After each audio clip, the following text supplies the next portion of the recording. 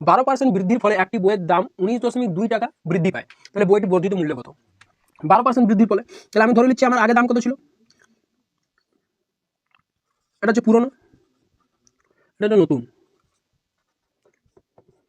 12% বৃদ্ধির ফলে, তো পার্সেন্টেজ দিয়ে আছে আমার পুরনো দাম সবসময় 100 হয়, 12% বৃদ্ধির ফলে কত দাম হচ্ছে 112।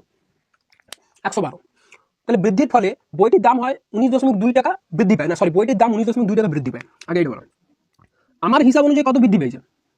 12। আমার হিসাব অনুযায়ী 12 বৃদ্ধি পেয়েছে, কিন্তু কোশ্চেন কত বলছে? 19.2। তাহলে আমি এখানে লিখতে পারি যে 12 সমান 19.2, 12 সমান 19.2, এটা আমি লিখতে পারি। আমার অনুযায়ী বৃদ্ধি পেয়েছে 12, কিন্তু কোশ্চেন বলছে না 19.2 বৃদ্ধি পেয়েছে, তাহলে আমার সমান কোশ্চেনের, এটা আমি সবসময় করি আমার সমান কোশ্চেনের। তবে বইটি বর্ধিত মূল্য কত? বইটি বর্ধিত মূল্য কত? 112। আগে ছিল 100। বর্ধিত মূল্য মানে হচ্ছে তার নতুন মূল্য, বেড়ে পর যে টাকাটা হয়েছে, এখন বর্ধিত মূল্য কত? 112। তাহলে আমি 112 মান চাই আমার। করবো কিভাবে? জানি কোনাকুনি, 112 ইন্টু 19.2 বাই 12। কি করবো? দশমিক তোলার জন্য নিচে 10। এবার দাও, এটা 12 দিয়ে ডাইরেক্ট কাটবে।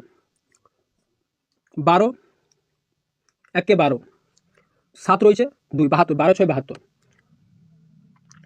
12 6 72, তাহলে পড়ে আছে কত? 112 ইন্টু 16 বাই 10। এবার কি নিচে 10 থাকা মানে কি? নিচে 10 থাকা মানে হচ্ছে দশমিকের পরে একটা সংখ্যা বসবে, দশমিকের পরে একটা সংখ্যা বসবে। তাহলে দশমিকের পরে একটা সংখ্যা মানে কি? ইয়াদের যেটা গুণ করবো, যে সংখ্যাটা লাস্টে থাকবে, তাহলে আমি এখানে 112 আর 16 আমি গুণ করছি, তো 6 দুগুণে 12, 2, 2টা তো সবার লাস্টে থাকবে, তাহলে 2 এর আগে দশমিক থাকবে, তাহলে 2 এর আগে দশমিক এইখানে কোন অপশনে আছে? এইটাতে, তাহলে অপশন সি আমার রাইট অ্যান্সার। আমাকে গুণ করার কোনো প্রয়োজনই নেই, এটা হচ্ছে শর্ট ট্রিক্স, ক্যালকুলেশন করার কোনো প্রয়োজন নেই। 6 দুগুণে 12, 6 দুগুণে 12, 2, নিচে 10 মানে কি? দশমিকের পর তো একটা সংখ্যা, দশমিকের পর একটা সংখ্যা, লাস্টে যে সংখ্যাটা থাকে সেটা তো দশমিকের পর হবে, তাহলে 2 আছে লাস্টে, তাহলে এইটা, তাহলে আমার উত্তর হবে 179.2।